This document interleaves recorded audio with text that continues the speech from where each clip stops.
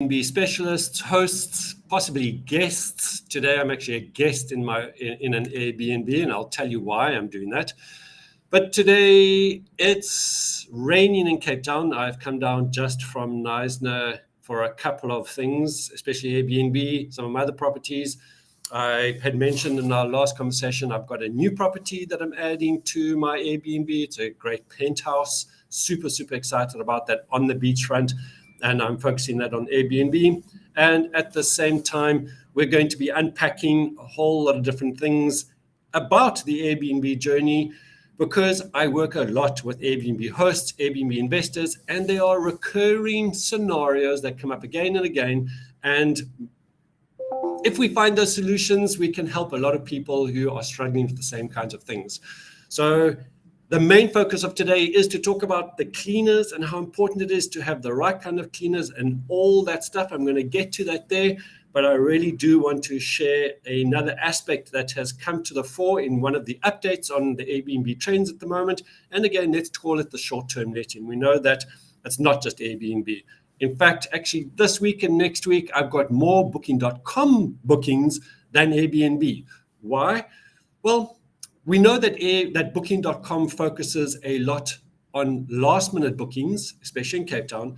And I focus on last minute bookings as well, because that's what the current trend is. A lot of people, over 80% in Cape Town, are booking last minute because they have choice. Their plans may change. They're wanting flexibility. And I target that, and because of the strong sense of automation, that's what makes a difference. So I have a lot of Booking.com people booking, and at the same time, I've got the filters in place to ensure I don't get the wrong kind of Booking.com guest, which I think brings me to one of the things that I've seen emerging in a whole lot of the students that I work with, which is around the parties. Now, as we know that we do not want someone to book a place to have a party.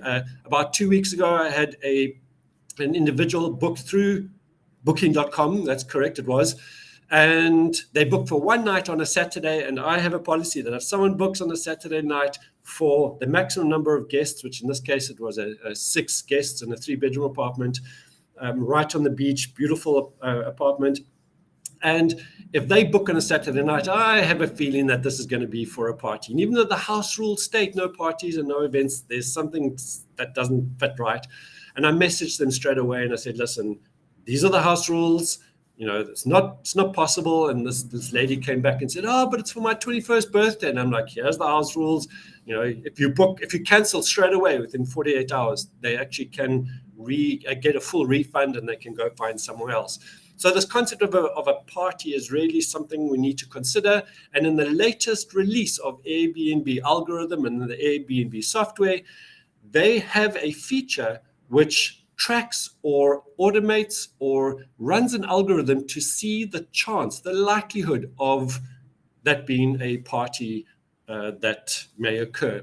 But what's happened is there are a couple of legit people who actually want to come just for a vacation or want to be there for whatever the reason is, and they are blocked from booking because Booking.com says this looks like it could be for a party, and therefore they have blocked it.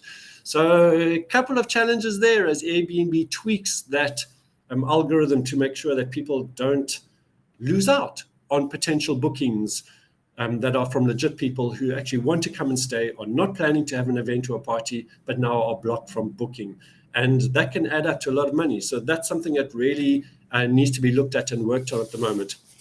But chatting about cleaners, why? Because cleaners for me are the most important part of a strong, systemized and automated process.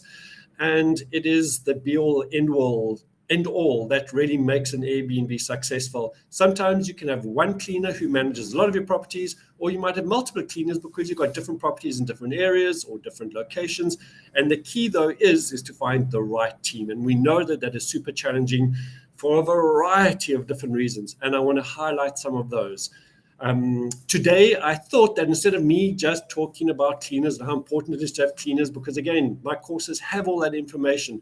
They've got all the information about how to find them, how to create contracts with them, write out the contracts, get them to sign it so that we can hold them accountable. All these kinds of things is all there in the course for you to know, but it's so useful to hear someone who's just done it, who's just gone through that.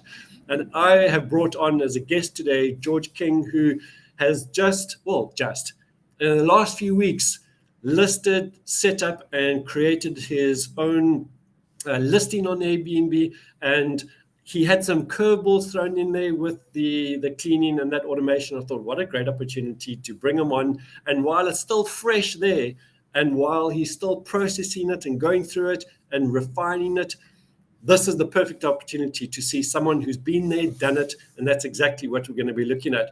So I'm bringing him on. George, good to have you with us today. You are also based, also Broberg based. So I was like, this is a familiar feature. I've seen people who want to come to Cape Town.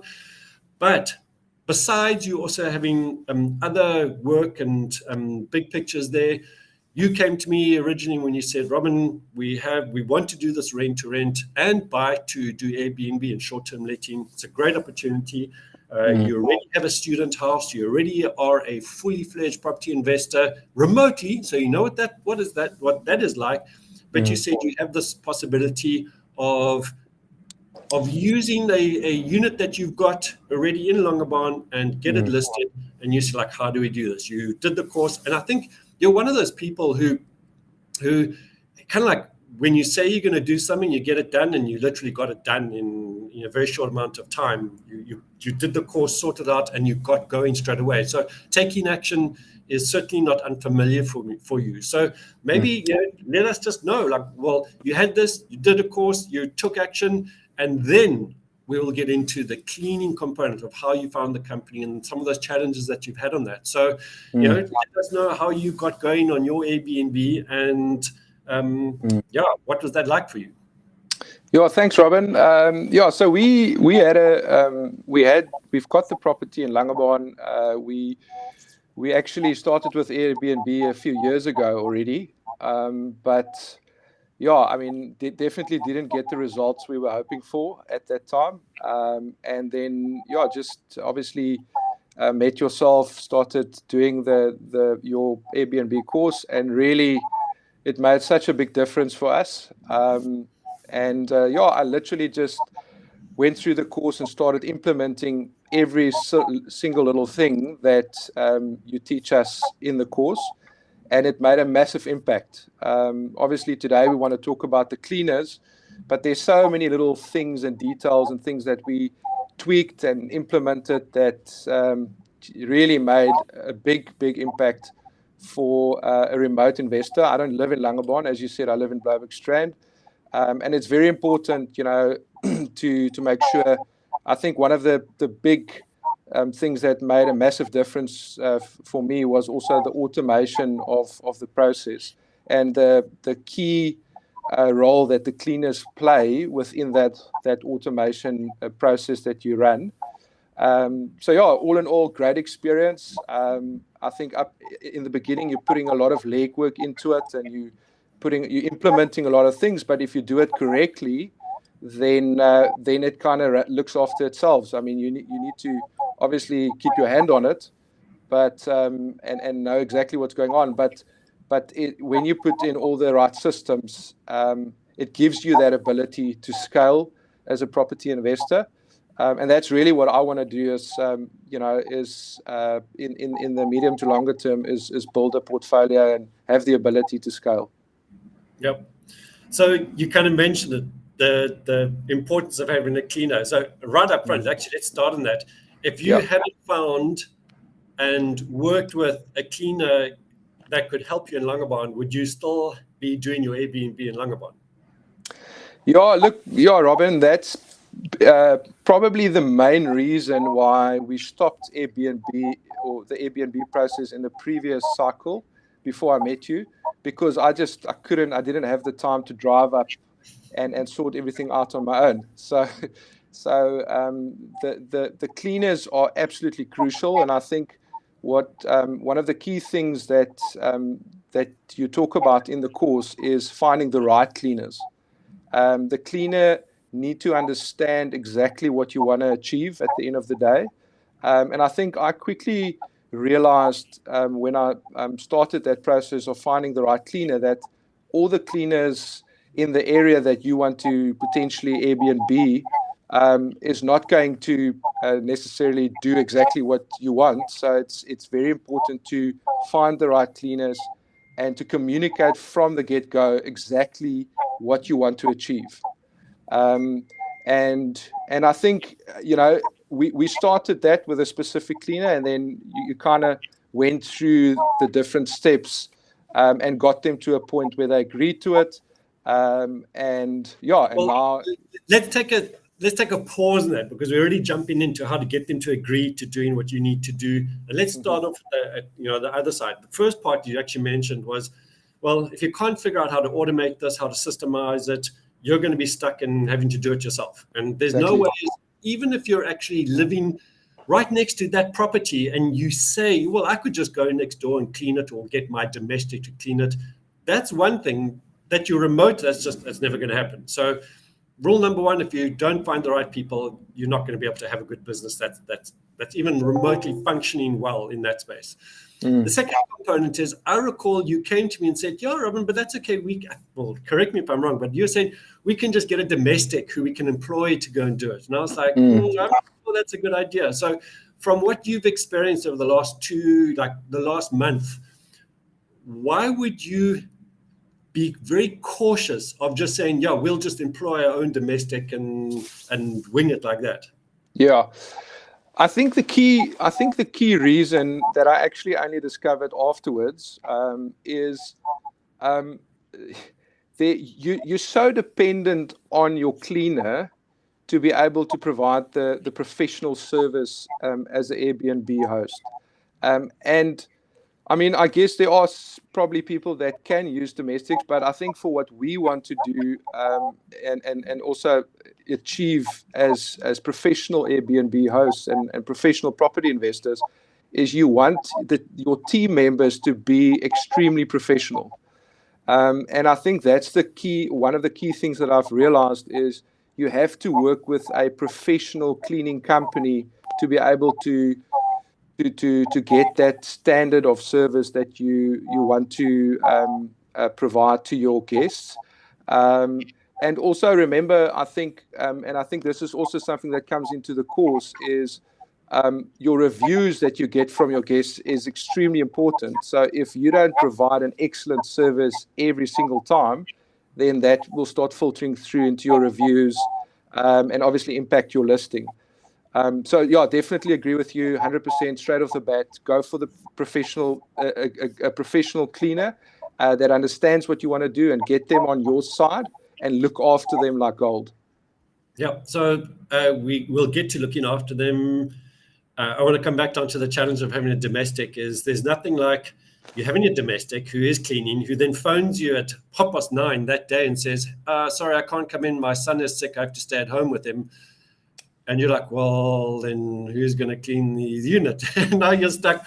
I was joking a bit earlier to one of my other clients, like the amount of times I've cleaned toilets, ironed beds, the linen on the beds, washed shower doors is enough to make me realize this is why I don't do it that way anymore. And someone else has to be responsible and hold it to that. And if their cleaner doesn't pitch, it's their responsibility. And I've seen that on those days when it happens, not if, when it happens, that one of their team, their employees, their cleaners don't pitch, there's the owner of the company scrubbing toilets and cleaning shower doors, because that is what they have to do to keep their business alive.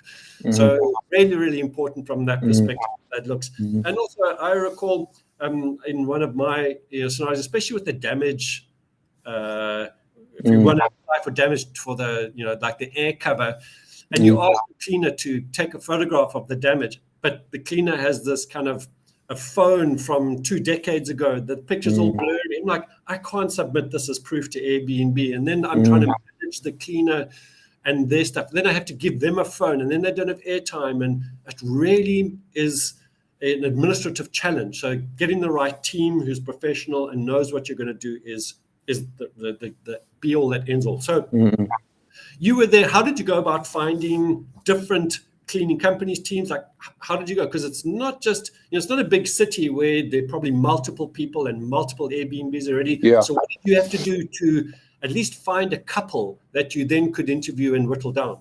Yeah. Look, I think in a place like Langebaan, there are only 2, 3, or 4 cleaning companies. So I think very quickly I realized that if I want to find the right cleaner that can do the job for me, I will have to work with one of these companies.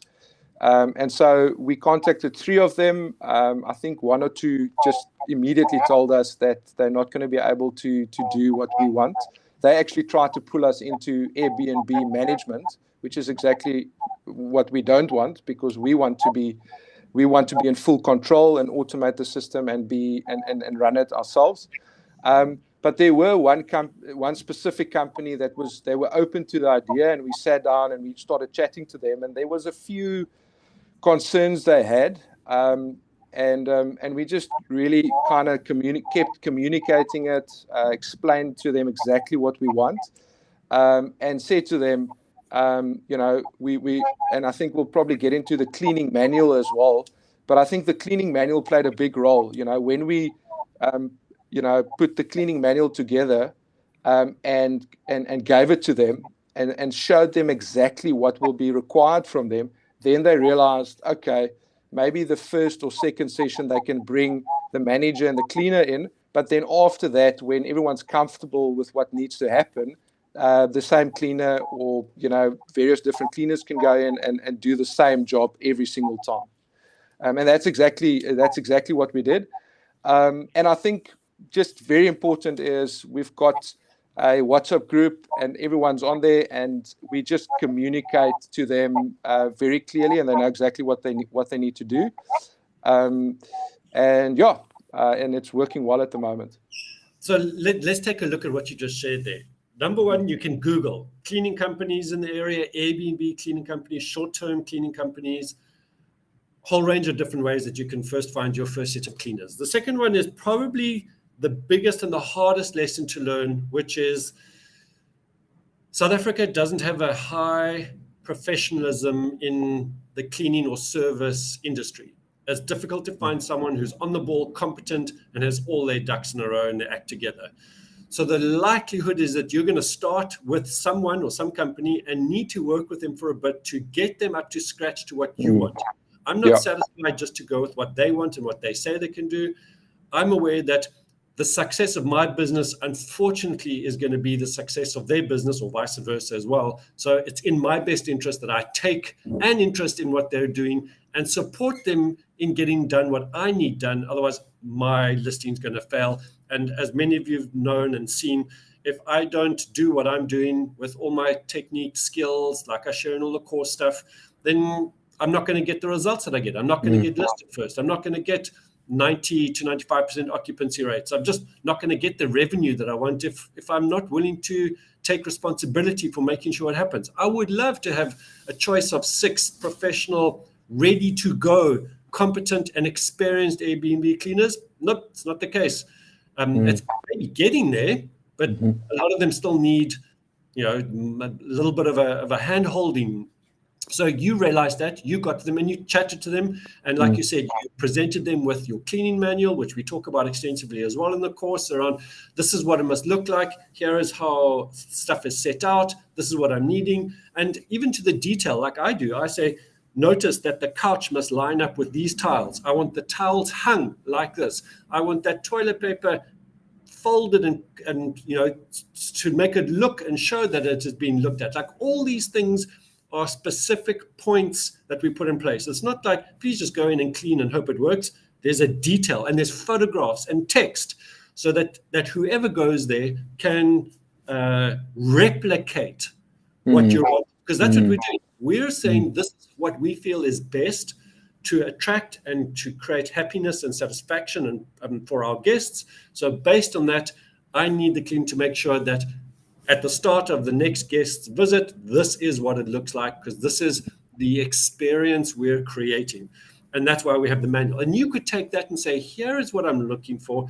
And it sounds like that they were probably impressed firstly, but secondly, they realize, okay, you're legit. You're an expert in this. You're competent in this. And now they knew what they could work off. And more importantly, you have something that you can hold them accountable to. So you've got this with them, you've looked at it.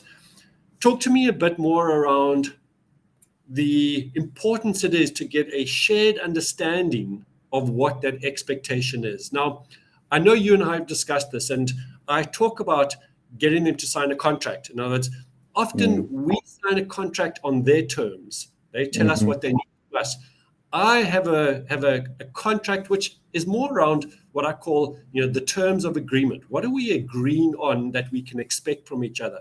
And there are certain conditions and criteria that I expect from the cleaner. I expect that they're going to tell me that there's damage within the first half an hour of them being there. I expect that if there's another problem, they're going to let me know. I'm expecting and agreeing up front that certain things will be done, that this will be done like this, that they will clean this like this. And I put that as a contract because I want to be able to hold them accountable. But as long as we're agreeing, then that's going to be important. So how did you come to agreeing what you can expect from them in that process? Yeah, Robin, I think that's probably one of the most important points when you go into the process of finding a cleaner is you need to realize that the way that they want to approach your unit is completely different than what we actually want them to focus on. So immediately you need to realize that cleaning companies, they only focus on cleaning. That's mostly what they want to do. They just focus on cleaning, where we want them to focus on a lot of other things as well. So firstly, you need to recognize that the things we expect from them is not what they do on a daily basis. If they're not focusing to work with Airbnb hosts. So you need to go in with that expectation that you will have to communicate that to them in a proper way so that they understand it. And then also they need to know that they're going to be held accountable by your standards. So that's why the cleaning manual, the contract, etc., the cleaning list, whatever you use, is extremely important, because that's what you will reflect or refer back to when you work with them on an ongoing basis. And it creates a framework and a reference for them to deal with. So, we started the process. It was running well for a month or so, and then we actually went to the apartment and we looked at what was going on, and we realized, they're doing a decent job, but there's still here and there they're missing one or two things. And then it's important to have that contract, that manual in place where you can refer back to that and say, guys, we need to focus on this, that, and the other to make sure that they constantly stay at that professional standard that we want as professional Airbnb hosts. So George, here's an interesting comment by someone on Facebook for us. So Tim, thanks very much for it. Here, take a read on this. And what Tim's pointing out here is really important, which is like, well, what's new about this? In theory, this is what someone should be doing with anyone who's joined in any business. There needs to be clarity of expectations, kind of a probation period where we're refining, testing, supporting them, doing a whole lot of different things. That's 100%. Tim, in this case, what I haven't experienced before is that you do this with someone that you've contracted out to. It's a cleaning company. If this was your own domestic, I certainly hope that these are the kinds of things that you're dealing with them, both on a domestic level within your home, if that's the case, or with any employee you have. In this case, doing it with an actual company who specializes in cleaning. We've had some people come back and say, listen, this is my job. I know what I'm doing. Like, my company is about cleaning. So, don't tell us what to do. So there's a dynamic here of getting clear on what the expectations are, especially if you are specific in what you're wanting from your unit. And then, of course, I think the most important thing again here is, the follow-up, making sure that you can follow up on that. So how about then, George, like, what did you do as you worked with the cleaning company to keep, and I'm going to put them here, there's a distinction between holding them accountable and blaming them for what they're doing and not doing, as opposed to realizing that even though you are subcontracting to them, you still need to support them in fulfilling on what you need them to do. So what did you need to do? Like, did you have to speak to them often, keep repeating stuff, or how did you manage those kinds of things? Yeah, I think again, to refer back to the manual, you have to have that in place right from the start, so that they know exactly what they need to work towards. And then I think you need to, especially when you had a very busy time. Let's say there's a number of guests that's come through your property, and maybe just then check in and have a look and go to your unit and see what's going on there, and then just keep your finger on the pulse. And I think, Robin, we also discussed this a few times. It's very important to encourage them and to and give them good feedback, because obviously with your reviews, you can very quickly see how people experienced your unit. And if one of the things they need to critique you on is how clean your unit is, and if the cleaners are doing a good job, then obviously you want to give them that feedback. You want to encourage them to continue to do a good job. So that's crucial, is encouragement, but also I think the balance between the encouragement and keeping them accountable is very important. And it's an ongoing process. And I think up until a certain point, and then it almost you'll go through certain phases. You'll see they're doing a great job. They've got momentum. They get it. Another thing that we had to spend a bit of time on is to explain to them, guys, when you come into the unit, the first thing you need to do for us is take photos of anything that might be out of place, because we want to use that as proof to the Airbnb cover. If something got lost or there's any damage, then we have proof of that. And you could see there was a bit of a concern about that, because they almost felt like, wow, okay, now you going to potentially keep us accountable or responsible for that, which was definitely not the case. It was just to have the proof in place. And when they got their heads around that, then immediately, now every single time they go in, it's just feedback and photos and this and that, which is amazing. But again, it took a little bit of communication to get them to that point. So, yeah. So again, we're live. Any other questions that people have on the Airbnb, or in this case, Airbnb cleaners, and how one looks about that, you feel free to put it in the chats. I see them, and I can certainly answer them and put them out there. We're chatting about cleaners and the importance of cleaners and the challenges of cleaners. Many of you will know, I think I shared with you in April when I was in Vietnam doing the biggest caves in the world experience. Magnificent journey, that one. That as I came out of the caves, I'd heard that my cleaner who ran the cleaning company, her cleaning company, had fallen off her own roof. It wasn't one of my properties, her own roof, due to the rain, and had died.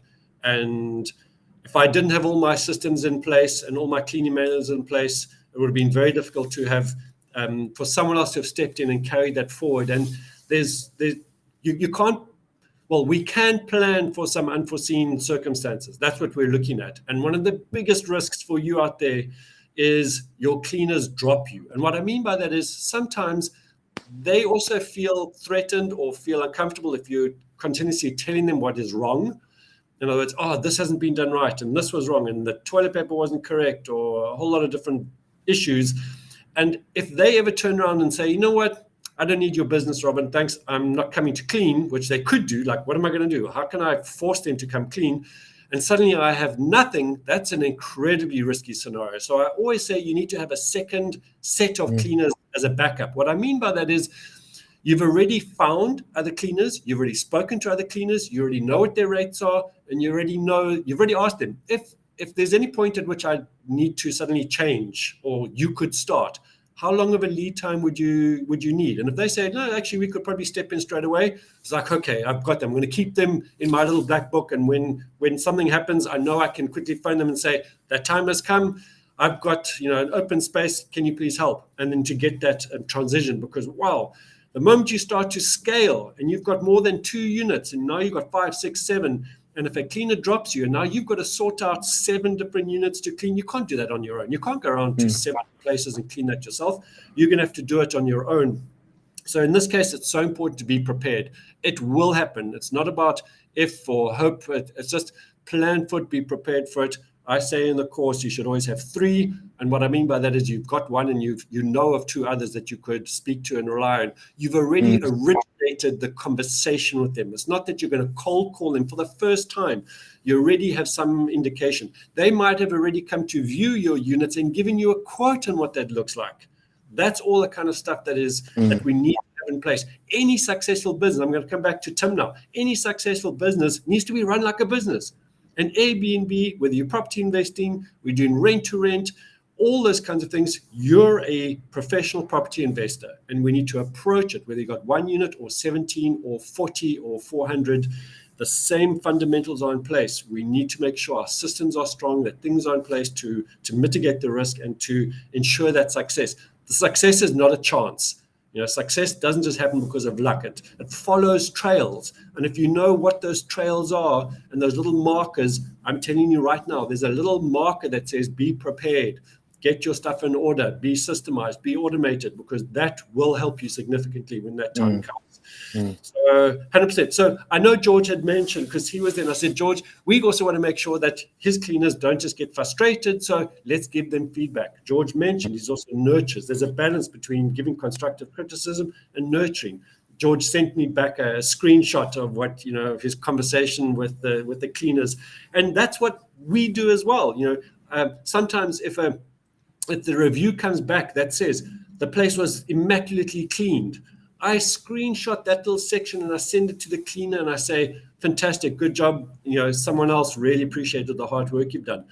It makes a massive difference to them, because this is one, they are part of my team, even though I contract out, and their loyalty is also really important, because what do you think is going to happen when they have 6 other units to clean and yours, you want to be done at a certain time because you've got a late checkout and an early check-in? They're going to prioritize you if they value you and appreciate you more. If there's a curveball of note that like I had once, that there was some linen issue, or I think the cot, the kid's cot, the infant cot had broken, and I needed another one straight away. I could buy it, pay for it online, but I need my cleaner to go collect it and bring it back. They will do those things that they know I appreciate the business that they've given into them. Any other suggestions, George, on how to navigate and manage the cleaners?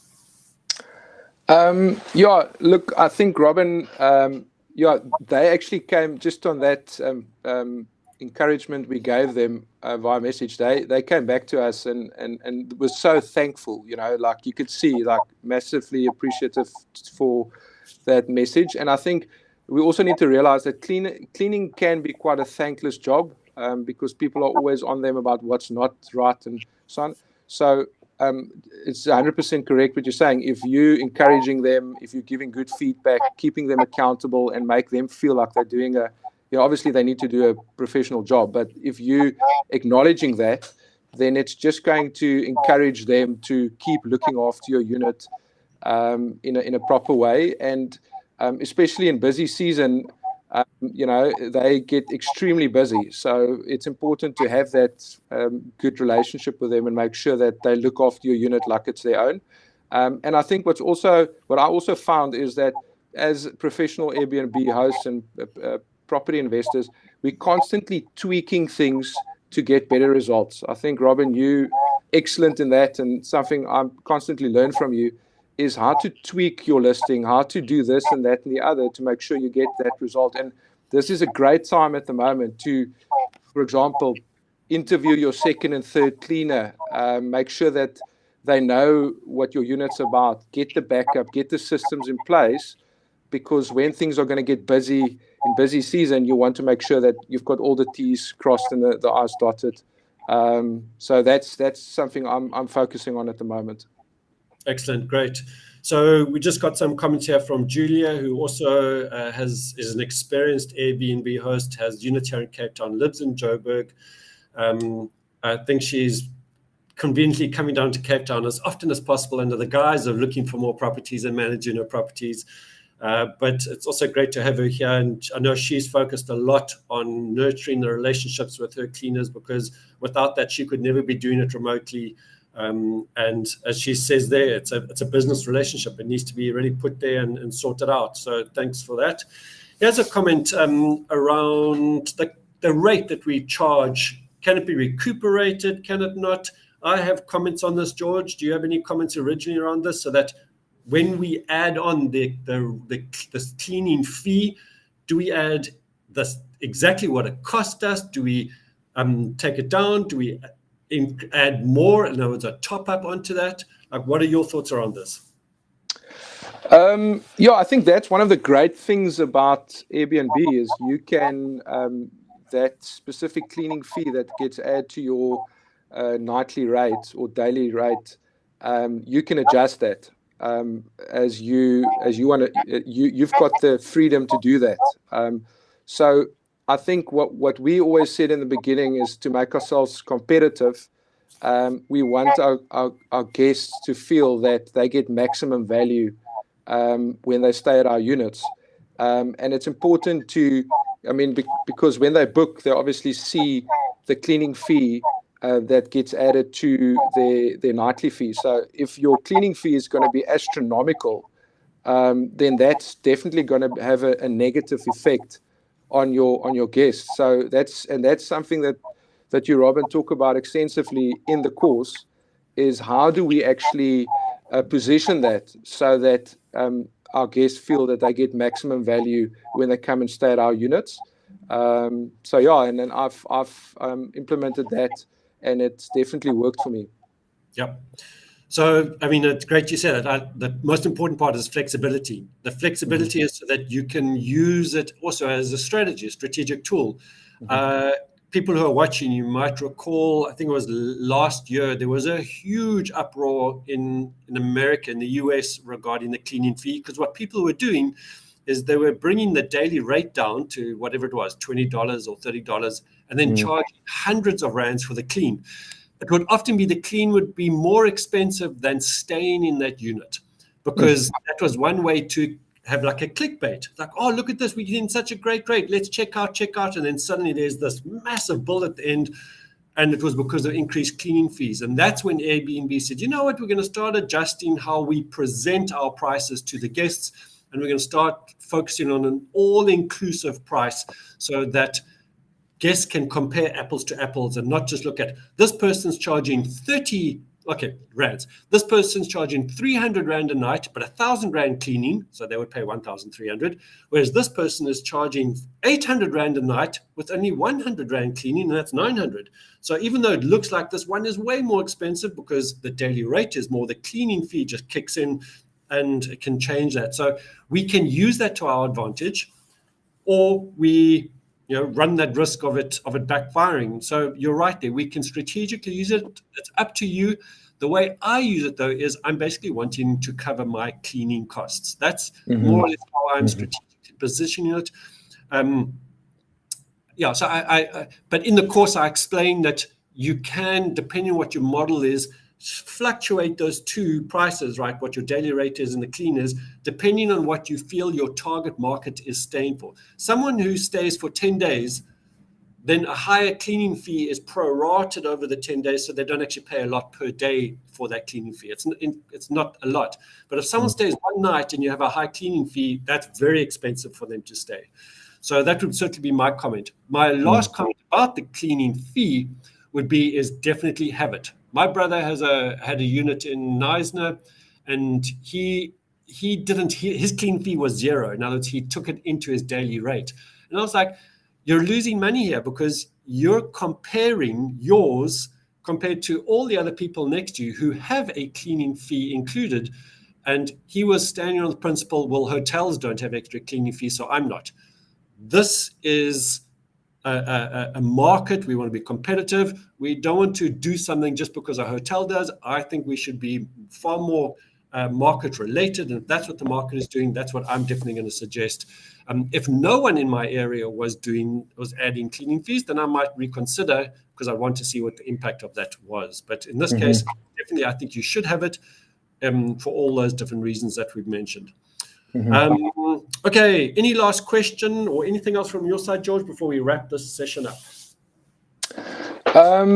Yeah, no, Robin, I think such a crucial topic, getting the cleaning part right. And I think what just maybe a last word from our side is, if you get it right, and you get it in place and you've got your systems in place, it's just such a satisfying process to go through. I mean, as a previous more frustrated Airbnb host to where I'm at the moment, is just a completely different world. So when you start implementing the things in the course and you start seeing the results and you start tweaking and you're getting more and more professional as you move forward, it's just it's such a incredible experience. So I would definitely recommend people do that and get to grips with it, because it makes a massive difference at the end of the day, in what we're doing. So here's an interesting question for you around that. So I know, and we know, that you're looking for your next series of Airbnbs here. You've viewed a whole lot. You've taken the videos of them. I've seen some of those videos. You've done the research, where the good areas, what works, how this looks, what has to be in place. But it also means you're going to have to find a new set of cleaners on this side of the world, because Langebaan is its own little ballpark. So it's different to here. What are you going to be doing? The first thing that you're going to be doing in finding the new set of cleaners for your area here? The first thing is you need to firstly. What are you going to do? Not what someone out there needs to do. What are you going to do to make sure you find the right set of cleaners on the side of the what I'm going to do is I'm going to find out who are all the main professional cleaners in the area, and I'm going to go and visit and set up a meeting with every single one of them and build a good relationship. I think it's a people business, so you need to make sure that they can see that, and that they, at the end of the day, you want to see if you can work with them, and vice versa. And then exactly the same what I did in Langebaan is clearly communicate what we want from them and see who's going to be able to do that for us, and then put the same building blocks in place. And because I now know exactly what to do, it's just a case of finding the right cleaner first and then building that relationship and putting the building blocks in place. And I'm confident that with experience I've gained, that we'll be able to do that. So that's one of the other things that the course does. It gives you that confidence. It gives you the reassurance to know exactly what you need to do at what stage of the process. Great.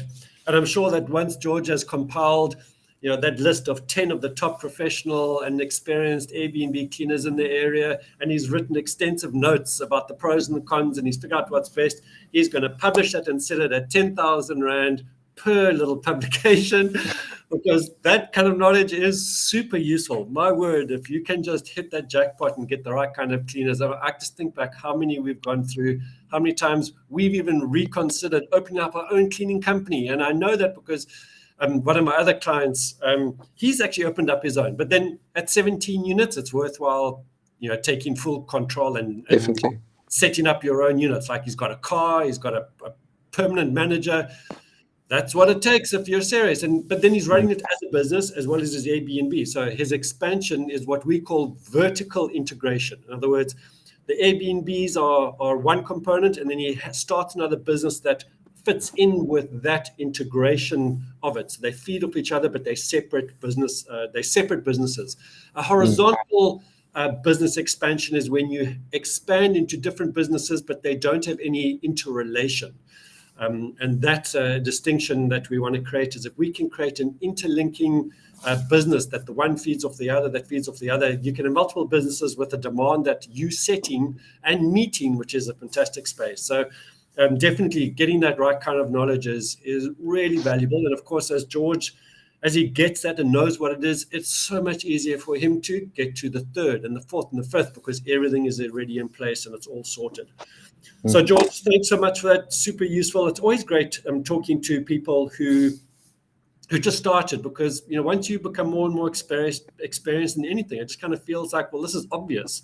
And hearing just your fresh take on it, and that you've overcome those challenges, because they are challenges. And if you do it successfully, which we tell you how to do, then you just create more success, more profits, more rewards, greater expansion, a more valuable portfolio, more time for yourself after that.